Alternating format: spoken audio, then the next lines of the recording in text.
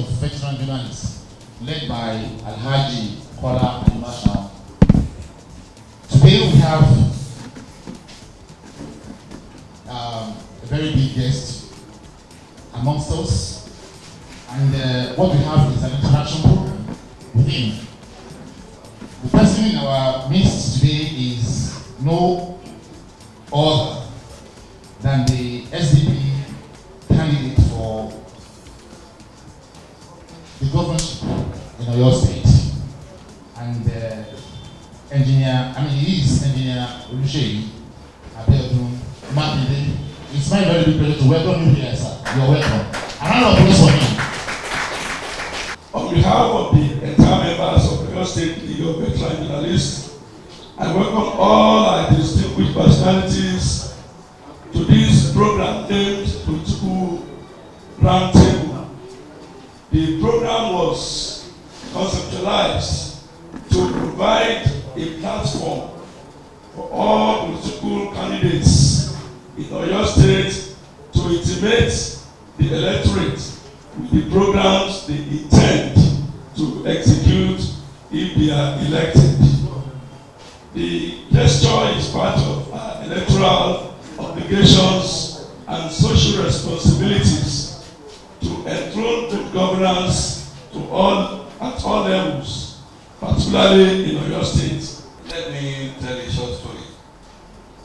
In 2007, we had an interactive session. At that session, we invited our guest of honor. I had to take the letter of invitation to his office, old office. He has repeated the place now and called it Omititun house.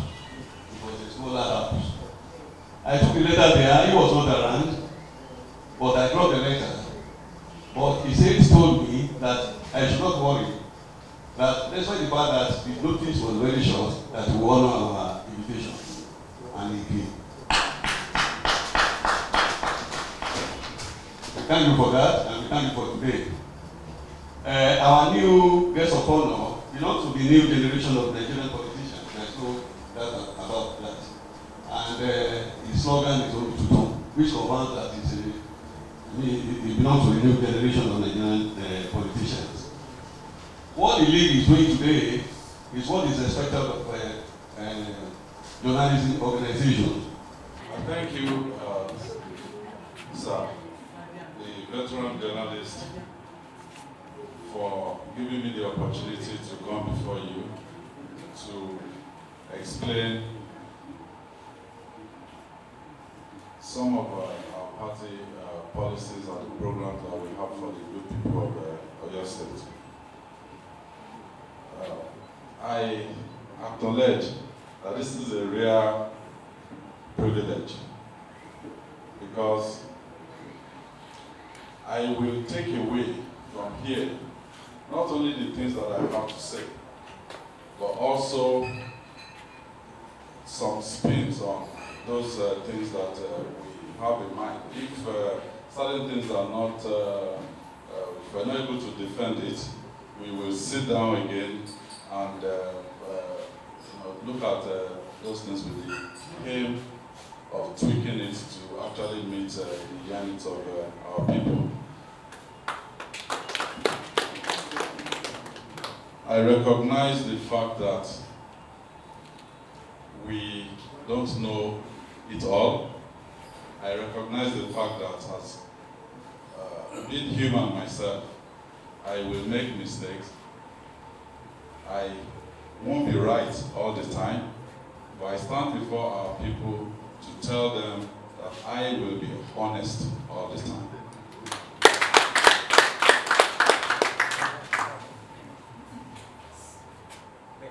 I will implore the panelists and also the questions that are going to be taken from the floor, that don't take anything back.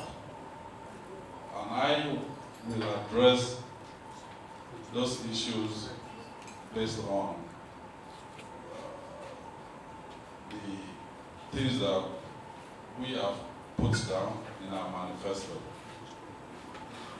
And I give you the assurance that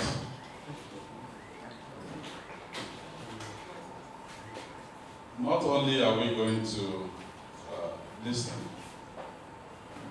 we know that this election is not just about this 2015 election.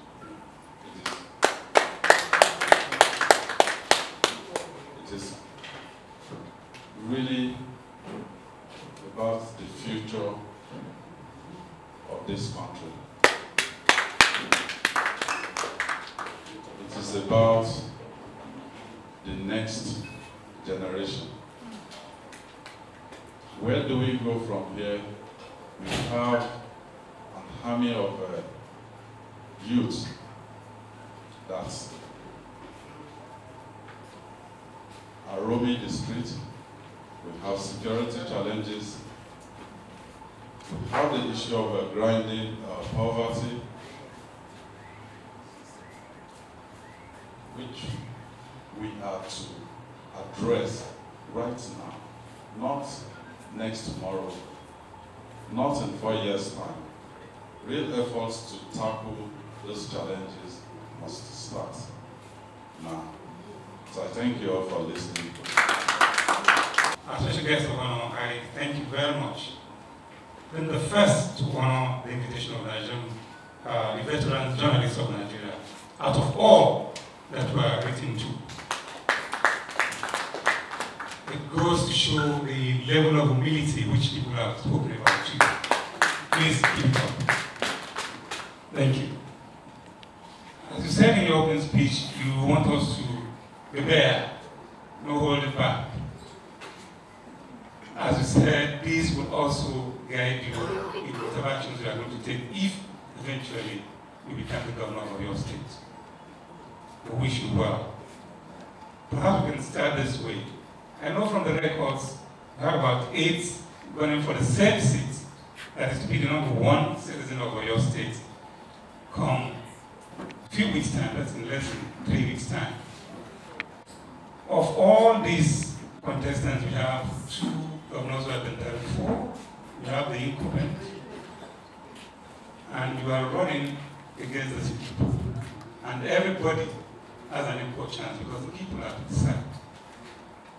What makes you think you have an upper hand above all others? Maybe we start from there. Thank you.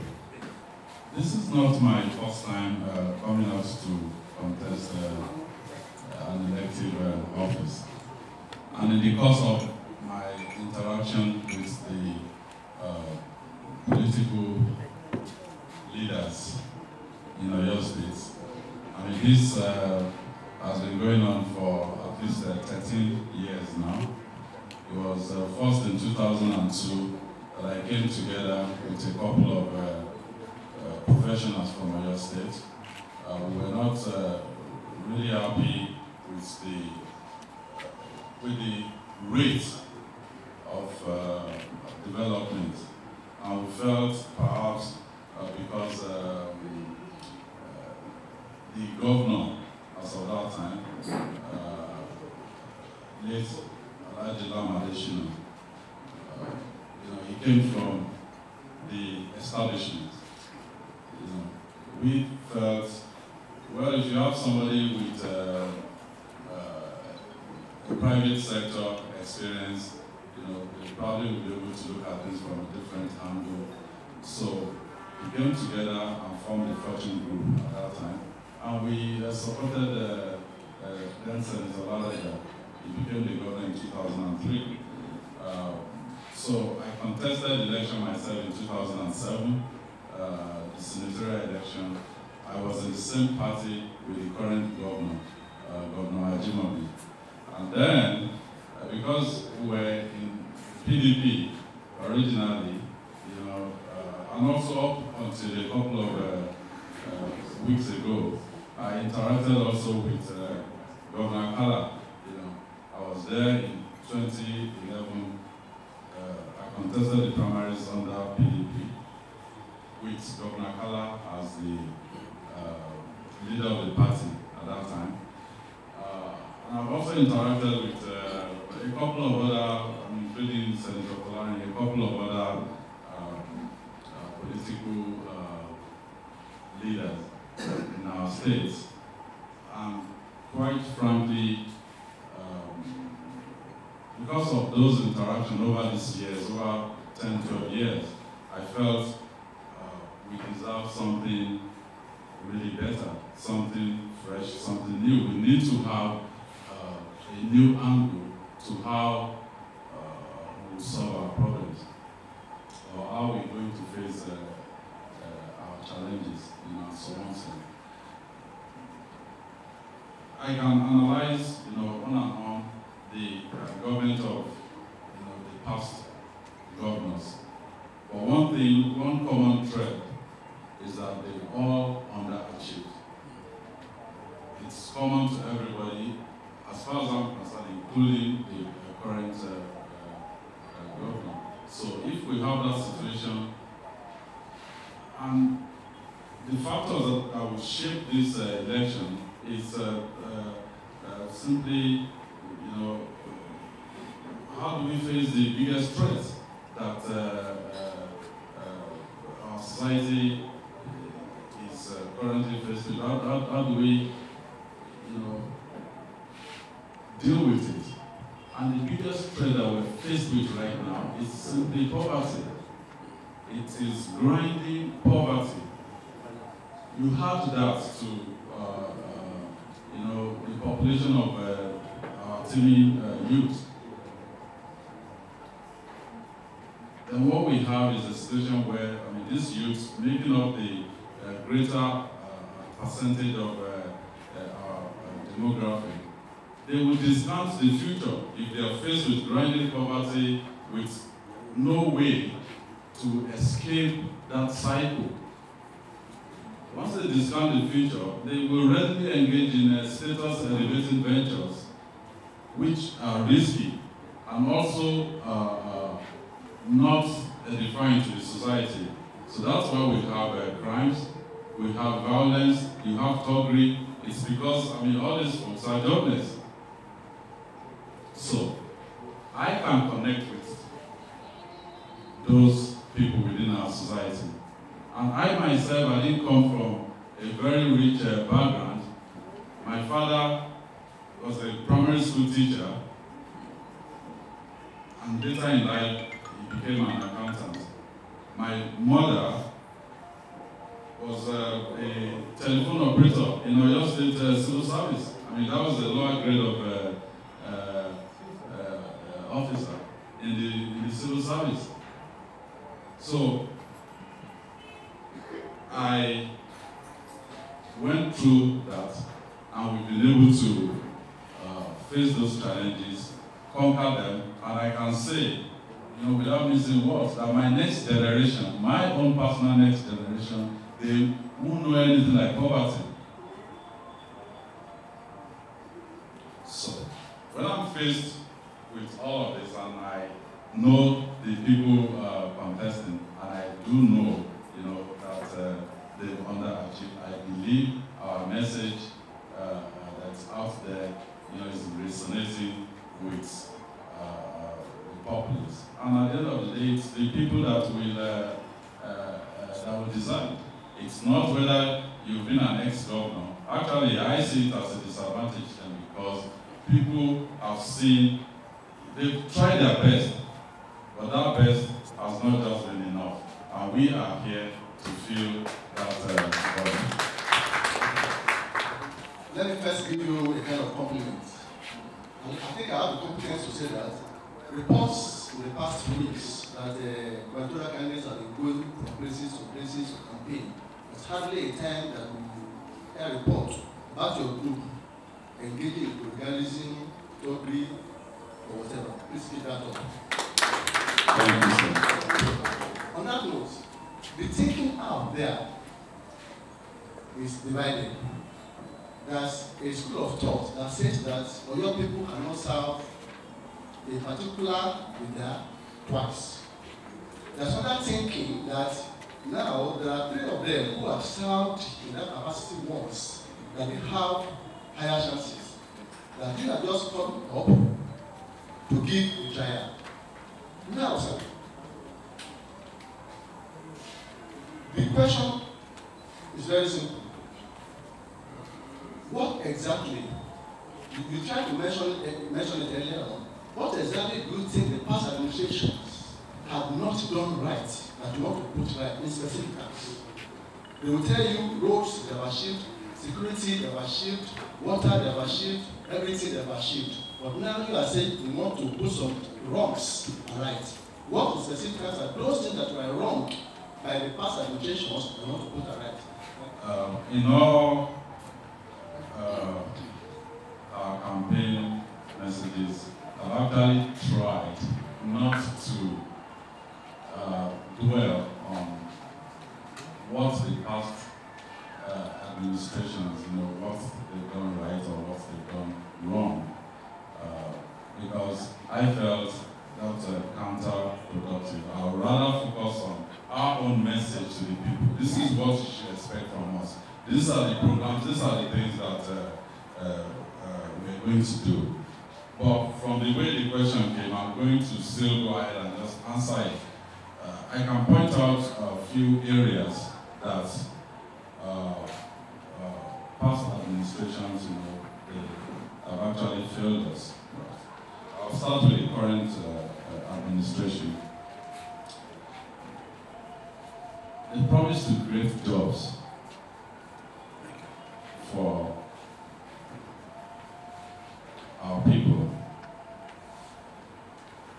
And if truly, the major and formidable challenge that we have right now is poverty. Yeah, if you create jobs, that's taking us in a positive direction. But a situation where, jobs that were created were OES jobs. You pay a graduate 10,000 naira a month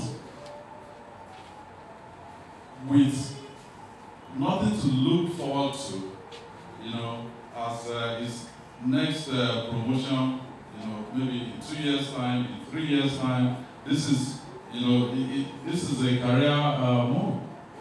So I see that as, a cheap way to do something and achieve nothing. Because these same guys, you give them 10,000 naira, they will still discount the future. They are not better in clear terms, when compared to others that don't have such jobs. So these folks will still engage in risky status elevating ventures. If we are to create jobs, what are we going to do? Because the resources of Oyo State, when we look at comparative advantages with other states of the Federation, for Oyo State, our resources is simply tied to our land. So if we have to create jobs that is sustainable, that you can look, at the future and say, well, even though I'm doing this today, I can be somewhere else that is greater than where they are today. It has to be based on where we have that advantage. It has to be tied to our land resources. So we feel the first thing we're going to do is look at agricultural-based jobs. We have to, allocate a lot of resources towards that, and we can divide it into short-term, medium, and long-term. If I want to plant, several acres of maize, for instance, the cycle to produce a lot of it is just about 3 to 4 months. So we can have a 1-year program, with almost 3 cycles of that production. And we get the people, and if maize becomes a global commodity, then we basically control the price. So it's one of the things that we're going to do, create in the crudest form agricultural-based jobs, and then on the back of that, we now look at how do we utilize those things that are being produced. So agro-allied industries will follow suit. Also, if you look at the past government, I've seen situations where it's just a small clique within that government that are dealing with economic decisions. The first thing that we are going to set up when we get into government is an economic advisory committee, which will comprise of selected and accomplished people across our local government. So there will be openness in how we allocate our resources. There will be openness, you know, in, of course, if for your state, if all we deal with is the money that's coming from the federation account, we can do better than this. So we will have that advisory committee, you know, with very clear mandates, you know, on the openness. That will ensure that the resources, even the meager resources that we have, are not misapplied. So that's at the heart of what we intend to do. Looking at your manifesto right now, I see that you outlined that one as also one of the problems you wish to tackle. So looking at the education sector in your state, how do you intend, in practical terms now, how do you intend to tackle the problem of education, which you stated that is, to use your words now, are in danger of total collapse of knowledge. How do you intend to resuscitate, to revive the education sector in your state? That's one. And also, looking at the current economic reality of the country, and given the fall in the oil price globally, how do you intend to generate revenue to fund some of these projects to provide solutions to the problems you've identified in the present administration? Thank you. Education has been on the decline here. You can see it from the result of the WAEC results. You know, for last year, Nigeria, Oyo State came behind all the states in the southern part of the country. You know, that's actually not acceptable. How do we tackle education? First, we know that the infrastructure is in a total state of decay. We've seen schools, and you can also go out there. We've seen schools where pupils, students, they write under deplorable conditions. Some writing on tires. You know, I've seen pictures of that. I've seen pictures of classrooms not having chairs and tables. I've also seen schools where our students are jostling for space with a dangerous reptile. And what I've seen going out in most of these schools is that you get to them and see a signboard with a nice picture of what of the model, that what the school should look like. But if you go inside there, are those schools really looking like that? The answer is no. So there has to be a concrete step in the direction of education.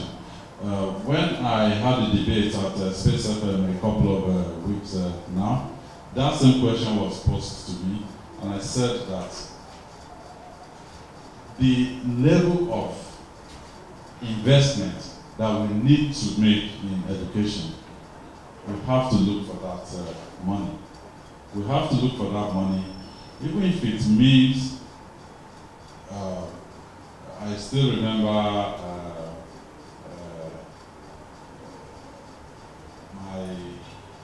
my mentor, though not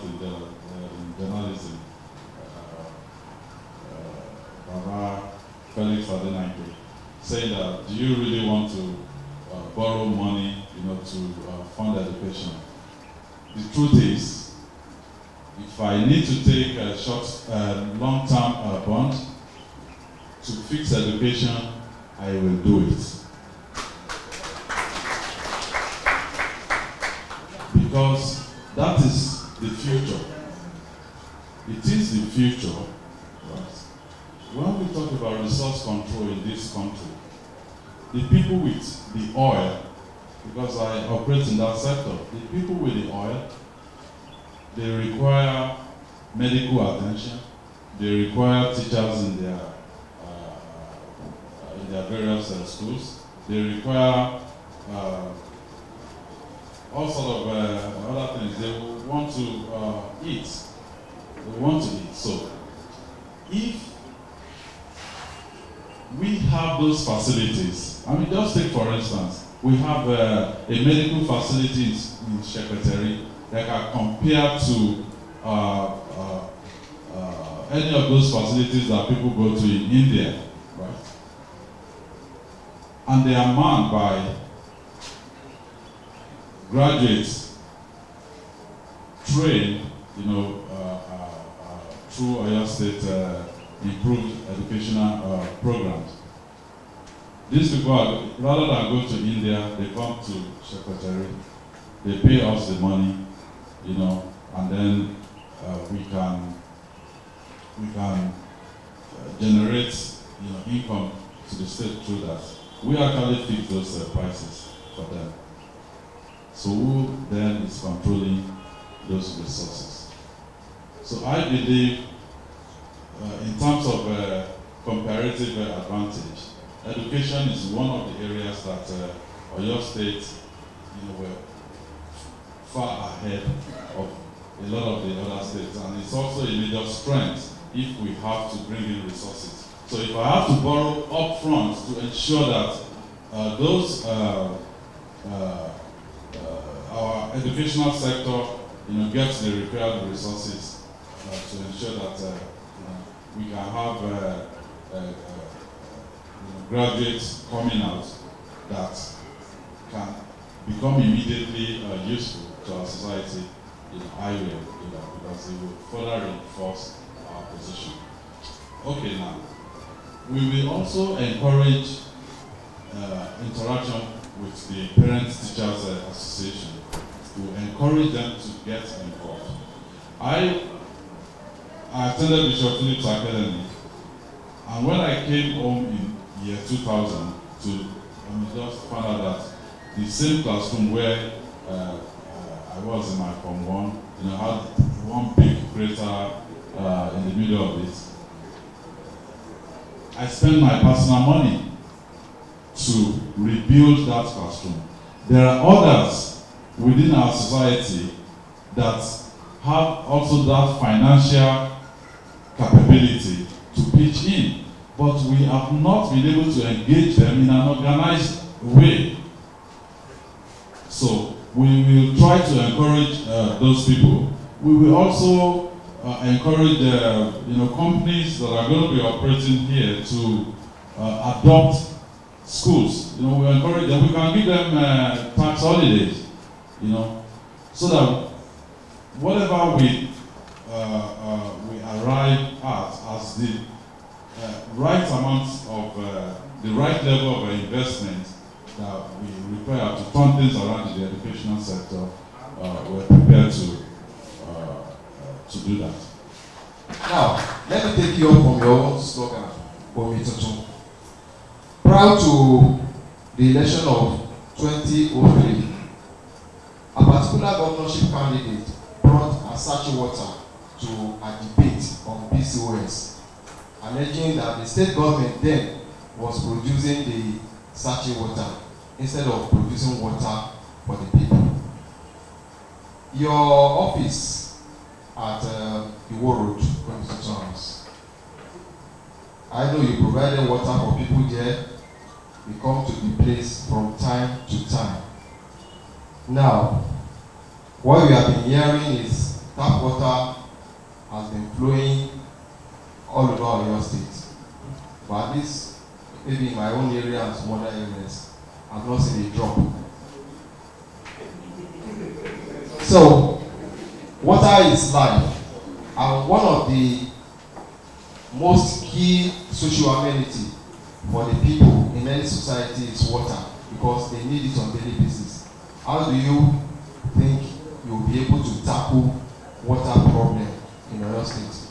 Because when I was small, I would eat food in my parents' house. I go to even wash my hand from public water nearby.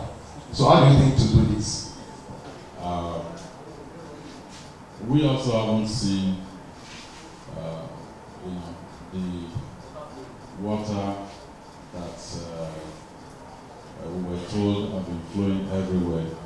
I came back from Shaki 4 days ago, and they were even in a far more terrible situation compared to Ibadan or the southern part of the state, because the terrain is such that you need to do a lot more, for you to access the underground water reservoirs. We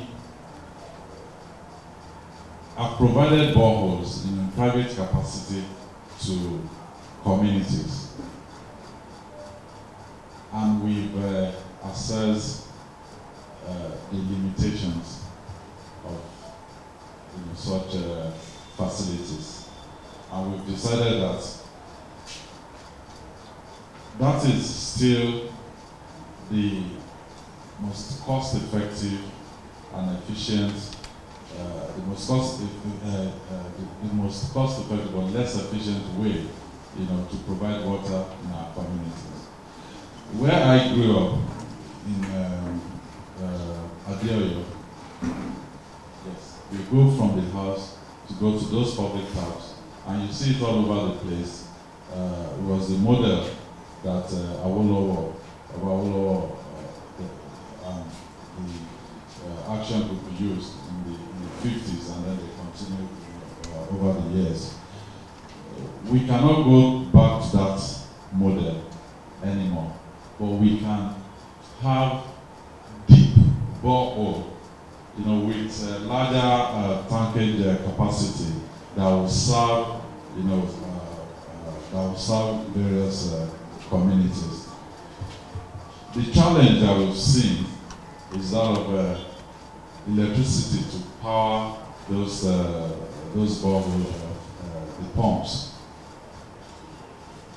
So our approach is to have a twin attack. Water and electricity, they will go hand in hand. One of the things that we've promised the people of Oyo State, which is consistent with our economic development blueprint, is to go and buy the Ikere Gorge Dam facility from the federal government, because they've done the privatization of most generating companies, the GENCOs. They've actually sold also the DISCOs, that's the distribution facilities. And right now in Ibadan, it's electricity distribution company that we see. So, we can encourage private people to come with us, with the communities or the stakeholders around that facility also being a part of it. The local government bordering Ikere, they will also be part owners, the state government will be part owner. You have private investors that can carry all of us. The immediate community also, they will be part owners. Right? We want to generate employment, by that singular project. We also want to provide electricity, because by our estimation, and of course this is my core area, being an electrical engineer. By our estimation, we can generate right around 700 megawatts in that facility. We may not do it in one chunk. We can break it down. Maybe the first year we have maybe 100 megawatts or even 50. It will go a long way, in solving some of the power problems that we have in here. And at the same time, any facility, any water facility that we're provided within the localities, we can at least have electricity to power them. So, if we take, let's say, Okiogun, for instance, which we believe that is where most of our potential are locked into, they have electricity going into those villages. They also have water. You can be sure that to integrate that backwardly into our employment generation program, everything will work in harmony. So that's what we intend to do as far as the electricity, water, and partly employment generation sector is concerned. Please, I want to ask one question, then we throw the floor open for questions from the floor. I'm particularly worried because of what's happening next in P. Just 2 days ago, you people met in Abuja, and the party is to decide which presidential candidates the party is going to vote for. The committee was set up. I became worried because I saw that you have a better chance in your state based on what I've seen so far. Don't you see this as a threat to your own chance? Because whichever way you go, it may be a task approval of another party over SDP. That's maybe you looked while I told you. Others can take questions from the floor, then you answer everything together. With all this, when the legislators are earning fantastic and retired their workers were earning a lot of money to the extent that about between about 81% are spent on respect. How will you go? That's my question. During this happening week, there was a report where you said that by the special grace of God, if you become the governor of the state, you will be giving your salary to the pension purse of teachers in the state to assuage the feelings of the retirees. My question now is that how do you intend to survive?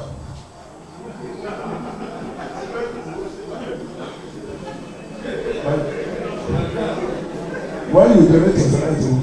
I'll take the questions one after the other. The first one is SDP not having a presidential candidate. I believe a lot of people are underestimating the knowledge of our people. The first election comes up in 2 weeks' time, and the second election 2 weeks after that. We have that 2 weeks, interval. People are separating issues right now, and all politics are local. I've seen, even if you go and look at past results, you take the state honorable and take the governorship election on the same day at the same polling booth. If the state honorable is more popular than the governorship candidate in that place, you see a reflection of that in the result. So our people have the knowledge, to decide what they want to do. The party, as of now, they are yet to endorse any presidential candidates. They have put certain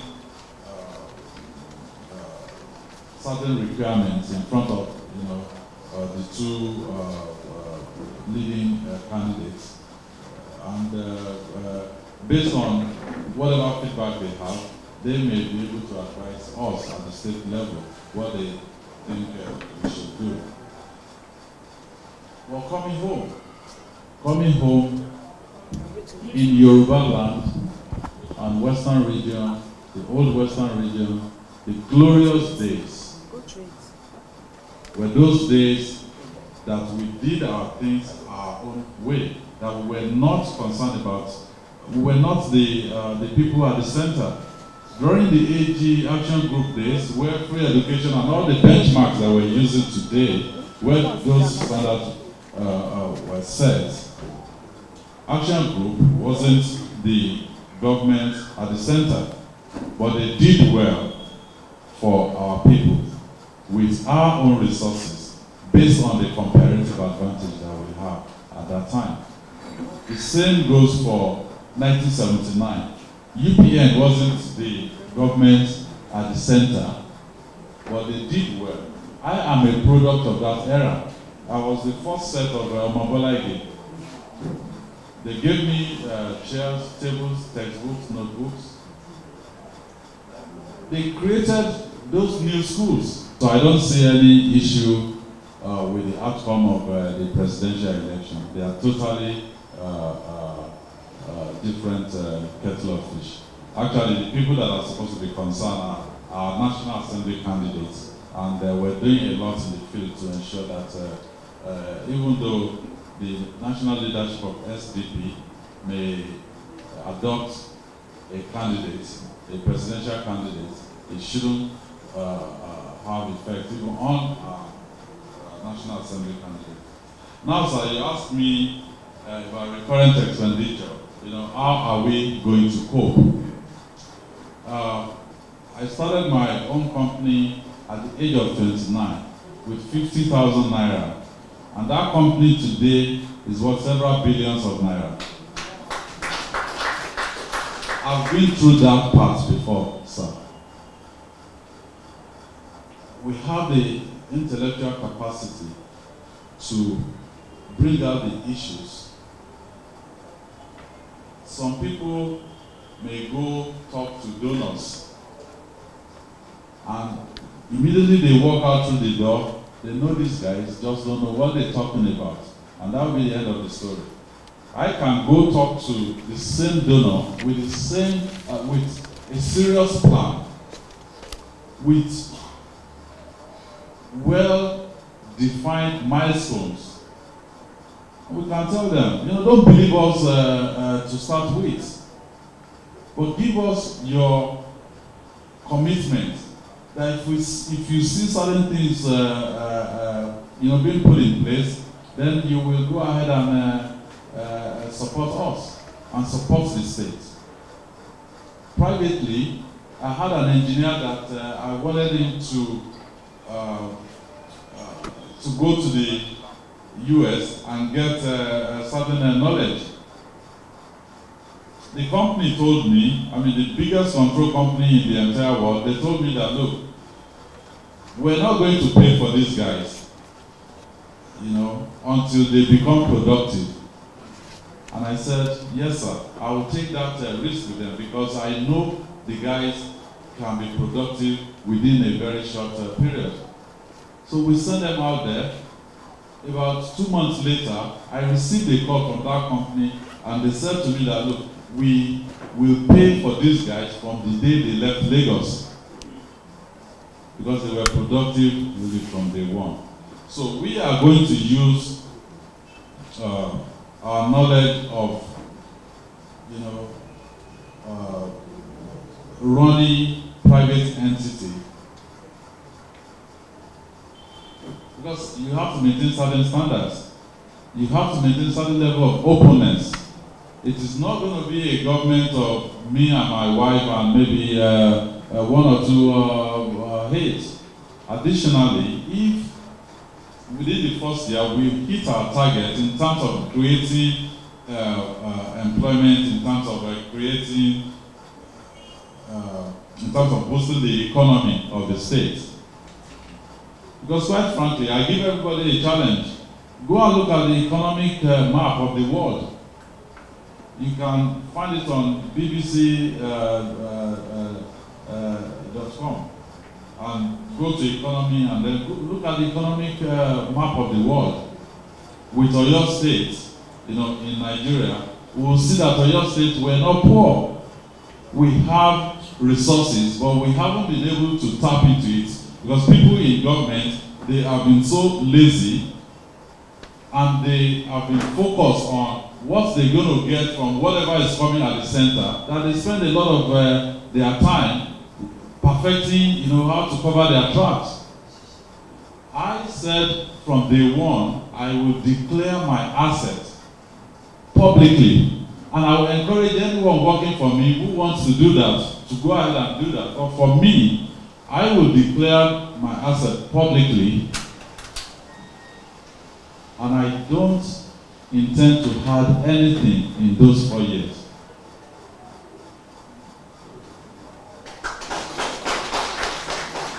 Well, the last question is, how do I survive if I donate my salary?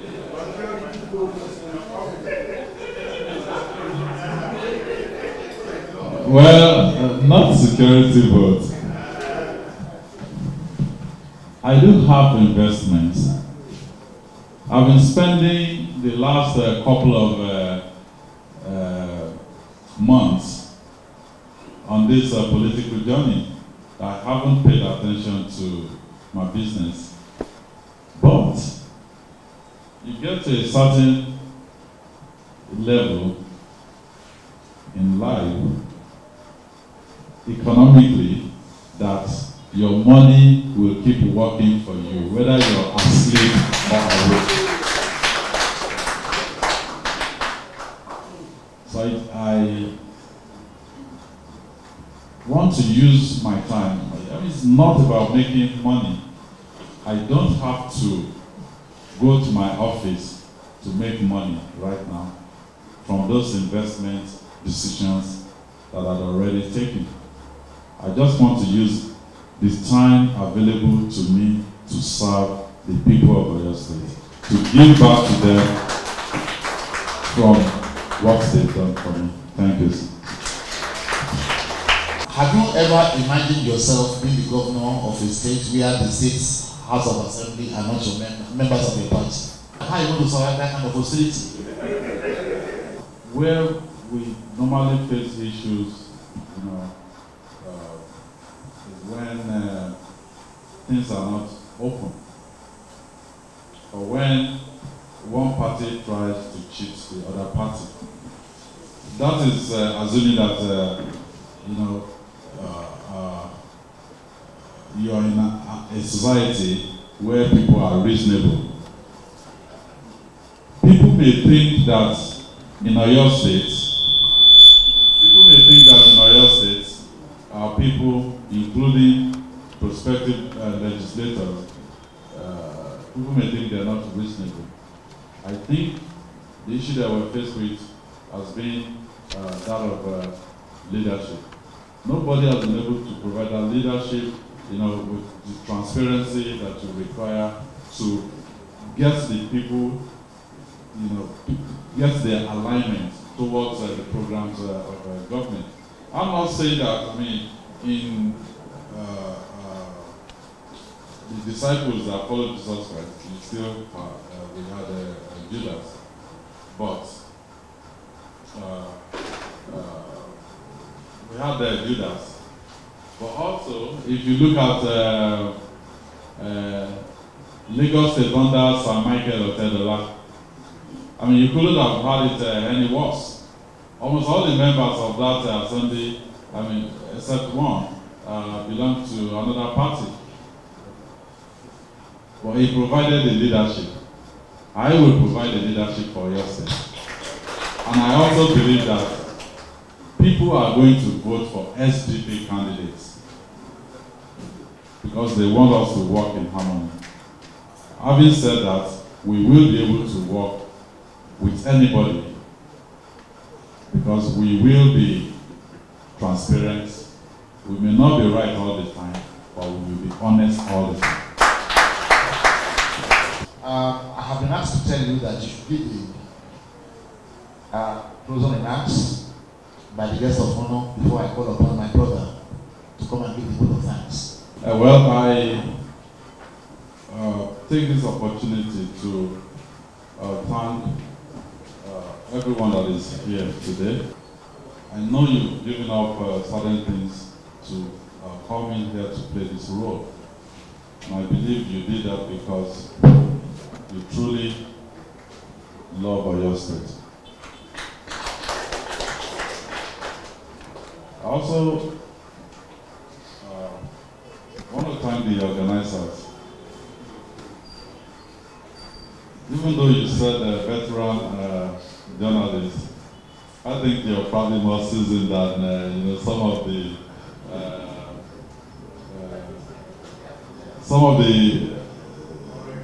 current yes, because quite frankly they haven't called us, they haven't shown enough commitment to this process. We have 2 weeks in major election, and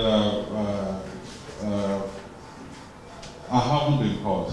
We've been called here, and we came promptly. If they call us, we will go promptly. So I thank you so much for taking the time, and I want to implore every one of us, we have that responsibility to get the message out to our people, let them get their voters card, let them utilize, let them exercise their franchise, the power to decide where Oyo State should head in the next 4 years. I believe this contest is between the past and the future. God will help us. Thank you. The guest of honor has given us an information. That is, the February 28th is your wedding anniversary. So if you love Seyi Makinde as the governor of Oyo State, the wedding gift you can give him is your vote. Vote for him.